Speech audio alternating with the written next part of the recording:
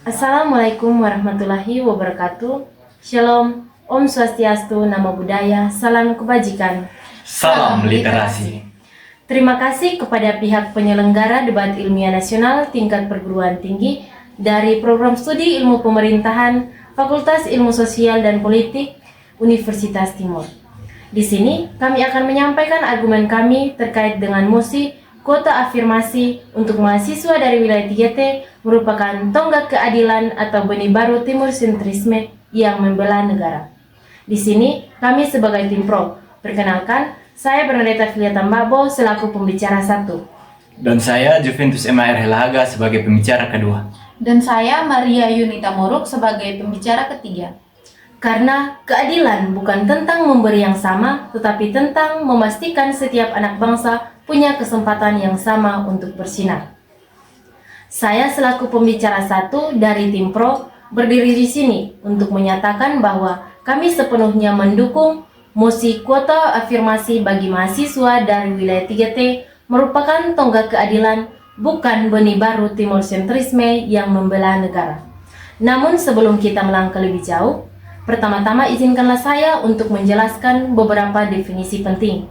Yang pertama, kuota afirmasi adalah kebijakan pemerintah dalam pemberian kesempatan khusus bagi kelompok yang kurang beruntung, dalam hal ini mahasiswa dari wilayah 3T agar bisa masuk ke perguruan tinggi.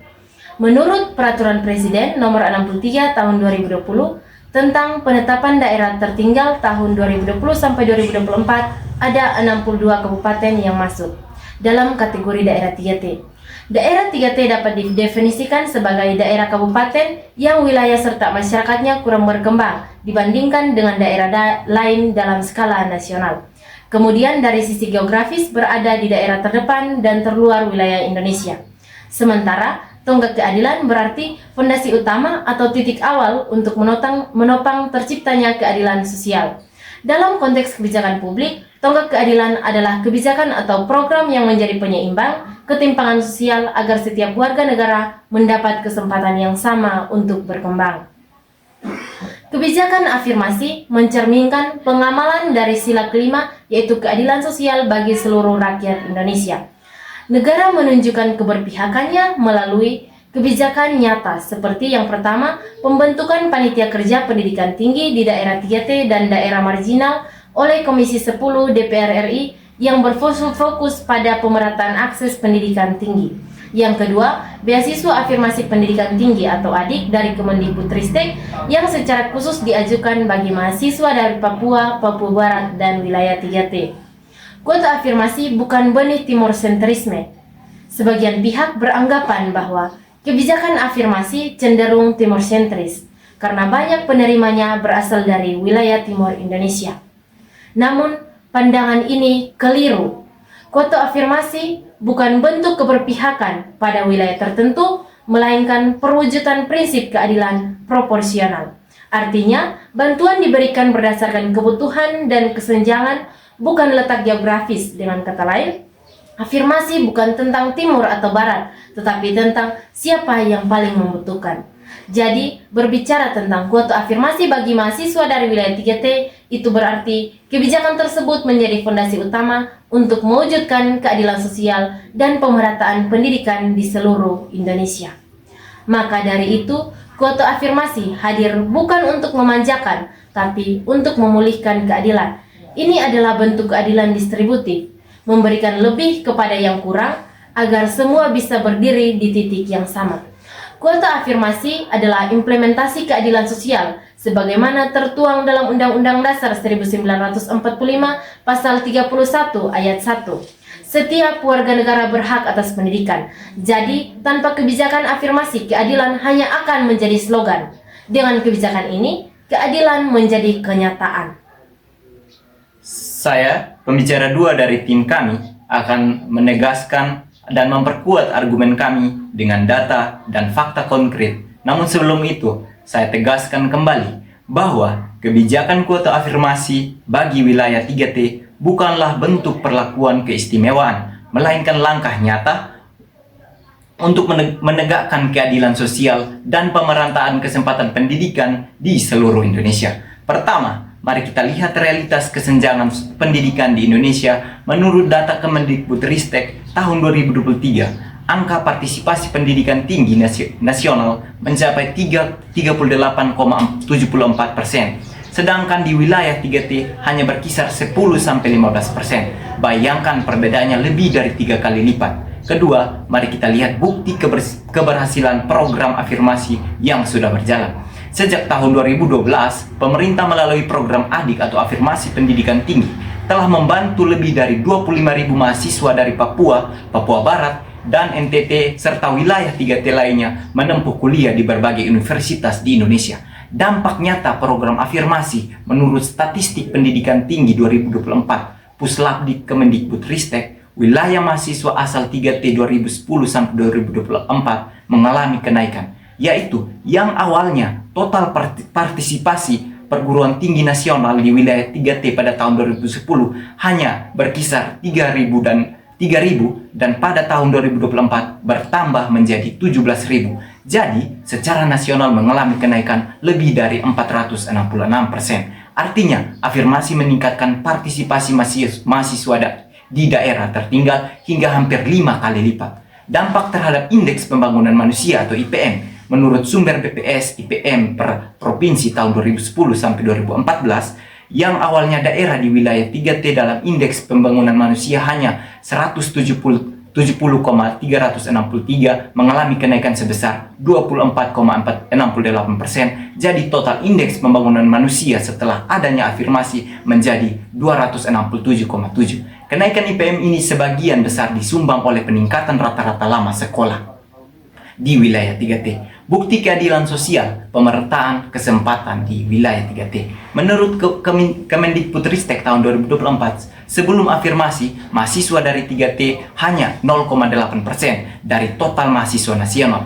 Setelah afirmasi, kini mereka menjadi 3,5%. Ini berarti keadilan akses semakin nyata. Data Kemendikbud menunjukkan bahwa 80% dari penerima program afirmasi lulus tepat waktu. Bahkan banyak yang kini bekerja sebagai guru, tenaga kerja, dan ASN di daerah asalnya.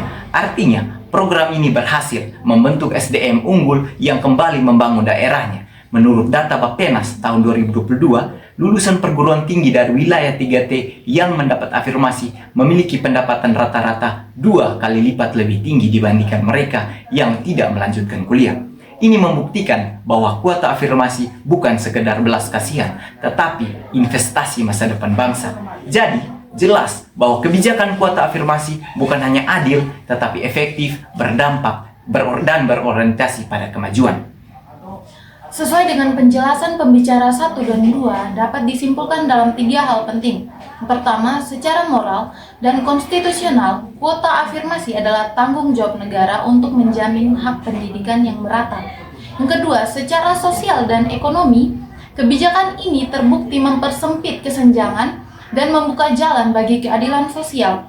Yang ketiga, secara nasional, program afirmasi mempererat persatuan dan menumbuhkan rasa kebangsaan dari Sabang sampai Merauke. Menolak kuota afirmasi berarti membiarkan ketidakadilan terus hidup. Sedangkan mendukung kuota afirmasi berarti kita berdiri di sisi keadilan, kesetaraan, dan masa depan Indonesia yang inklusif. Oleh karena itu, dengan tegas kami nyatakan kebijakan ini memperkuat semangat Indonesia Emas tahun 2045 dengan memastikan bahwa setiap anak bangsa dari Sabang sampai Merauke memiliki kesempatan yang sama untuk maju. Keadilan bukan tentang memberi yang sama, tetapi tentang memastikan setiap anak bangsa punya kesempatan yang sama untuk bersinar. Oleh karena itu, kami memiliki kritik dan saran terhadap kuota afirmasi mahasiswa wilayah 3T. Yang pertama, standar akademik yang tidak merata. Mahasiswa afirmasi sering diterima dengan standar nilai yang lebih rendah dibandingkan jalur reguler. Hal ini menimbulkan kesenjangan kemampuan di ruang kuliah dan berpotensi menurunkan kualitas akademik di perguruan tinggi. Yang kedua, tujuan pemerataan tidak tercapai. Banyak lulusan program afirmasi tidak kembali ke daerah asal setelah lulus. Akibatnya, pengurasan SDM tetap terjadi. Sementara daerah 3T masih kekurangan tenaga ahli. Yang ketiga, stigma dan diskriminasi sosial. Mahasiswa afirmasi kadang dianggap dapat fasilitas karena kasihan atau tidak secerdas mahasiswa reguler. Hal ini menciptakan rasa minder, diskriminasi sosial, dan tekanan psikologis di lingkungan kampus. Kurangnya dukungan akademik dan adaptasi budaya. Tidak semua kampus memiliki sistem pendampingan untuk membantu mahasiswa afirmasi beradaptasi dengan lingkungan akademik baru. Hasilnya, angka putus studi dan nilai rendah di kalangan mahasiswa 3T cenderung lebih tinggi. Maka dari itu, kami ingin memberikan sejumlah saran. Yang pertama, program persiapan akademik sebelum kuliah, laksanakan pelatihan prakuliah selama 3-6 bulan bagi calon mahasiswa afirmasi. Fokus pada penguatan literasi dasar, kemampuan bahasa Indonesia, akademik, matematika, dan adaptasi sosial. Yang kedua, kebijakan ikatan dinas atau wajib pulang ke daerah agar manfaat pendidikan kembali ke daerah asal. Mahasiswa afirmasi dapat diwajibkan mengabdi minimal 3-5 tahun setelah lulus. Ini memastikan investasi pendidikan berkontribusi langsung pada pembangunan daerah. Yang ketiga, evaluasi dan transparansi program. Setiap tahun perlu ada laporan publik tentang jumlah penerima, tingkat kelulusan, dan dampak sosial serta ekonomi tentang keberlanjutan di daerah asal. Dengan evaluasi terbuka, kebijakan afirmasi bisa diperbaiki sesuai kebutuhan nyata, bukan sekedar simbol pemerataan. Yang keempat, kolaborasi pemerintah pusat dan daerah. Libatkan Pemda dalam seleksi dan pembinaan mahasiswa afirmasi. Pemerintah daerah dapat membantu pemetaan kebutuhan tenaga kerja dan memantau kepulangan lulusan ke daerah. Dengan begitu, kebijakan menjadi lebih kontekstual dan keberlanjutan. Menuju Indonesia Emas tahun 2045, Indonesia butuh generasi emas dari seluruh pelosok negeri. Tetapi bagaimana emas bisa ditempa jika anak-anak wilayah 3T tidak diberi kesempatan untuk belajar dan berkembang? Kuota afirmasi jawabannya, bukan sekedar kebijakan pendidikan, tapi janji keadilan untuk masa depan Indonesia. Sekian penyampaian argumen kami. Assalamualaikum warahmatullahi wabarakatuh. Shalom, Om Swastiastu, Namo Buddhaya, salam kebajikan, Salam literasi.